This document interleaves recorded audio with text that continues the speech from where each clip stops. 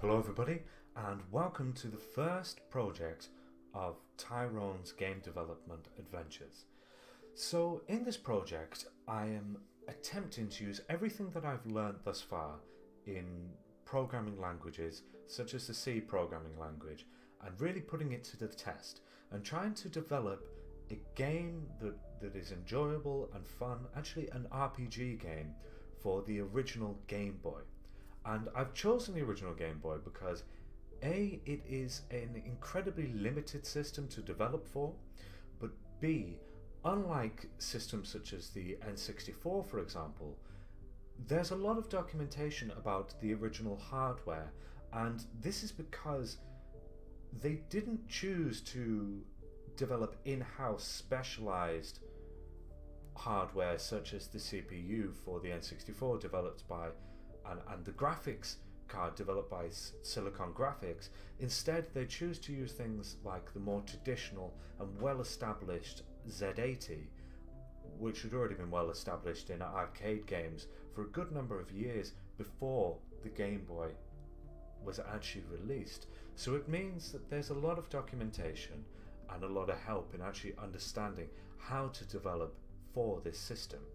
And I'm going to make another quick statement about developing for a game console by comparison to developing for, say, a computer or a lot of modern game console systems, is that these early game consoles, they didn't have an operating system.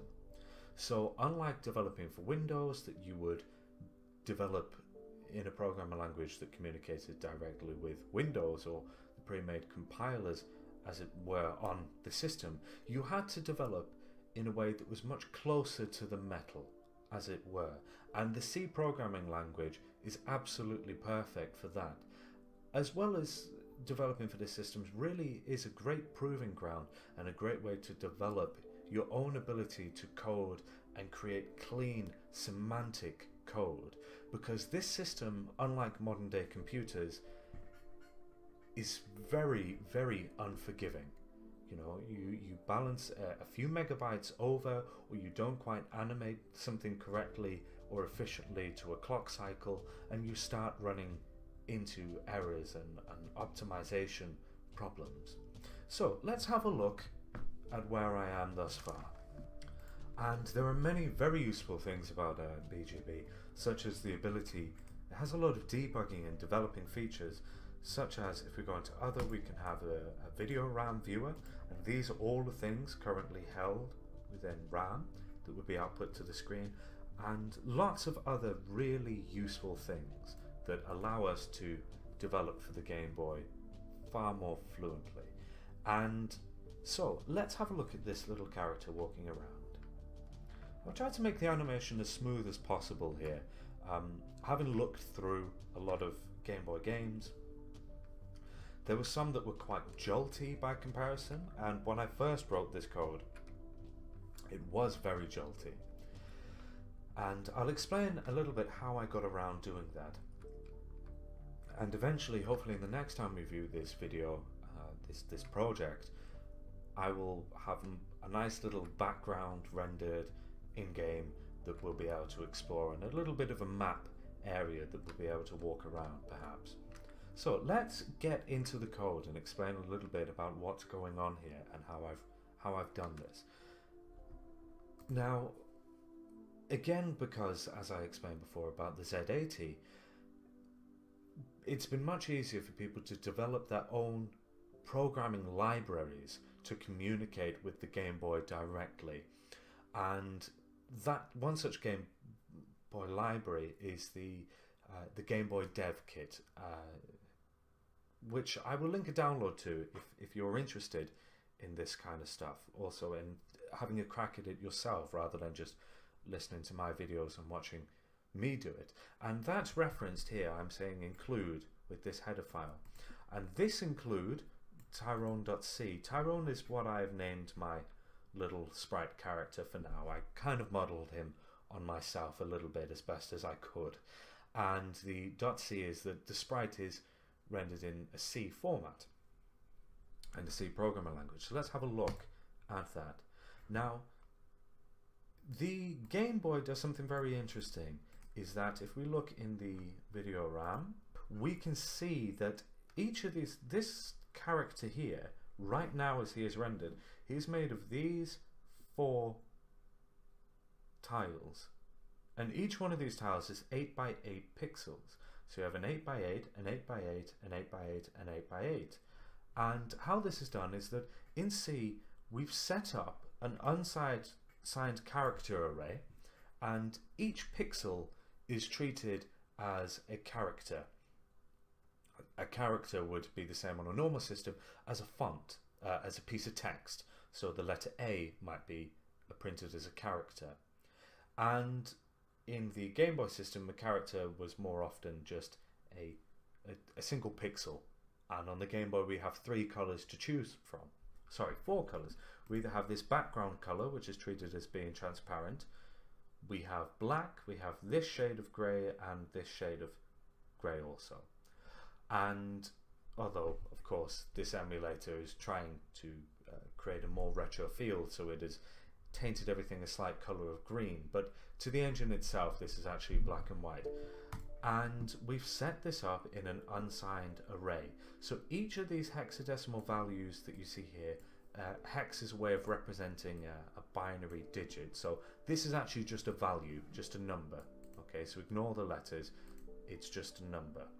Right, and if I pull up my calculator quickly, if I go from standard to programmer, cancel that, and let's see what 3B, hang on, in hex, 3, cancel that, and let's see what 3B is, 3B, and that is the value 59. So that's how that's working effectively. And by having it in this nice array that we have here, this is signifying the entire area of these 8 by 8 pixels. However, all of them are glued together like this. So in our main file, we say starting at 0, there are 32 tile sprites within the file array Tyrone. So it says literally all of this should be divided up into 32, and that will give us our 8 by 8 sprites. So then once we've done that, we set the first one, which is just here when we say it's starting at set sprite tile 0, and then we move it to the center of the screen. So that's all this move here is, move 75, 75, so that's why he started in the center of the screen here. And then this is treated in some way, the code, it can treat comfortably 2 8 by 8 sprites as one 16 by 8 bit sprite. However, it can't do that with a 16 by 16. So what we have to do is we have to put our 8 by 16 next to another 8 by 16 sprite, kind of glue them together and then animate them at the same speed. So that's why we have sprite 0, which is this half, and sprite 1, which is this half, set to be plus 75, if you understand. So that's how they are next to each other. So this is a coordinate 75, and this is coordinate 75 plus 8, and then it ends up sitting just here instead. So that way we can keep our two 16 by 8 sprites glued right next to each other nicely and following cohesively and looking like they're working together as one single sprite within the Game Boy on the screen. So then after that we get into animating and moving, because this part of the code here, our character would be just sat stationarily in the center of the screen. So this while one creates an infinite loop. While one, well, 1 is always 1, so that will always be a true statement, and it will just continue to loop indefinitely till we crash the console or turn it off or something like that. So this switch statement here uses the joypad function. The joypad function is a predefined function written within this header file. And we start the case. The first case is j_left, and j_left is a constant. It's a flag that looks for either a 1 or a 0 to say if that's true, and it's true when we're pressing left on the D-pad, and it's not true when we're pressing anything else or not pressing anything at all. So while that is true, we set sprite 1. We'll go down to pressing down, just walking down the screen like this first. So we set sprite 1 and its tile, and we move that sprite 1 to be sprite 6. So remember, sprite 1 is this side here, sprite 0 is this side. So if we go to our RAM viewer and we see, so this is sprite 1, it starts here, so we go 1 from there. So sprite 1 and 2 is automatically glued to it. So this being sprite 0, this being sprite 1, then we move over into sprite 6, which is here, as we see 0, 6 just there. So once we've moved over to sprite 6, we've changed 1 to being 6, so it changes from this animation to this animation. And if I hold and I bring that up and I press down, if I move that here, and you can see for a minute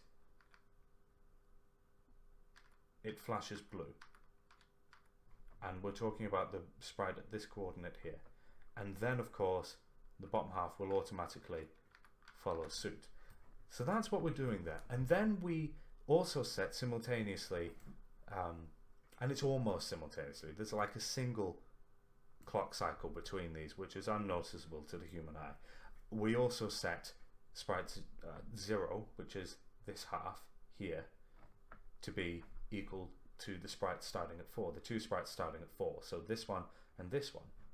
So what we have is normally it starts here, and then as we press down it jumps to these two here, yeah, and then we delay it by 100 clock cycles, and that just means that we can actually recognize with the human eye this process taking place. And what we have below it is this scroll sprite. So we're going to scroll the sprite 3 paces down. So every time we move, it's moving 3 paces down. So it's executing this delay, moving this half 3 spaces down, and moving this half 3 spaces down. So it does this simultaneously. And then once it's done that, it sets the sprite back to being what it was originally. Sprite 1 is set to be starting at sprite 2. If we look back, where's our RAM viewer gone? And then we reset it back at the beginning at this point. We delay, and then we scroll the sprite another 3 paces. And the reason why I set it up this way to have this other scroll sprite after the delay is I found this made for a much smoother loop. You see, what was happening if I did it this way is we ended up with this smooth loop, as the loop, as you can see, is even. It actually repeats like this. So if I just kept doing that, you would see it would always go in the same pattern. I've pressed undo a few too many times. It would continue to repeat the loop in exactly the same fashion. Set sprite, delay, scroll sprite. Set sprite, delay, scroll sprite. Set sprite, delay, scroll sprite. Whereas if I did this, for example, and I removed that bottom one, what we were finding would happen, and now if I quickly assemble this, I will call my make file, not there, I won't, make make.bat. Right, so I've just made that, and what we have So now what we have in the movement is this kind of movement. And it's not that much different. But if we look carefully,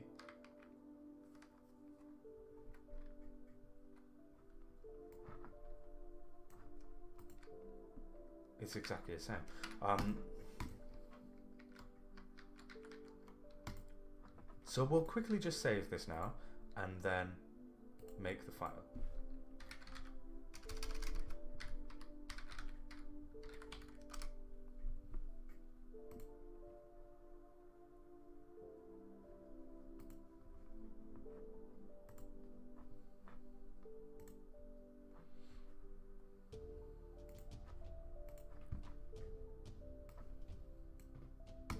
So I've just reloaded this new compiled ROM, and you see now we're moving down because the loop isn't symmetrical.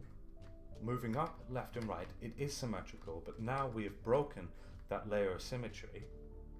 The downward motion actually is more jolted, and we did see this kind of thing occurring in some Game Boy games, that more jolty motion, which I don't like. And basically that means that there wasn't symmetry within these functions. That's why we have that jolty nature. And perhaps maybe the jolt was intended in certain cases, but I don't think so. And this is the type of animation that I was getting originally. So if you do have a crack at doing this type of thing yourself, make sure that if you are creating any animation, make sure it is nice and symmetrical. Yeah? And really that brings us to the end of this code. Now, again, as I said, hopefully next time in my next update for this little project, we'll have a little bit of an overworld map to actually be looking around, and I'm going to recompile this now. And reboot the file for our nice, much smoother running animation.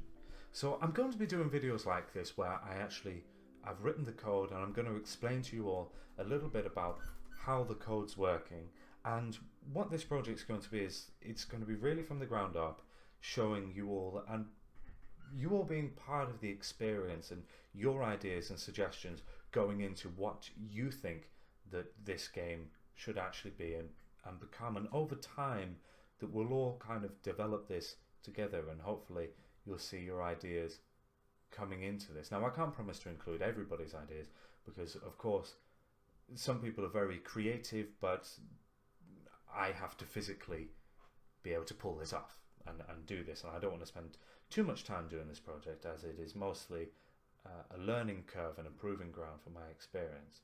But I hope you have all enjoyed the video and that you're excited about this new project. Thank you very much for watching.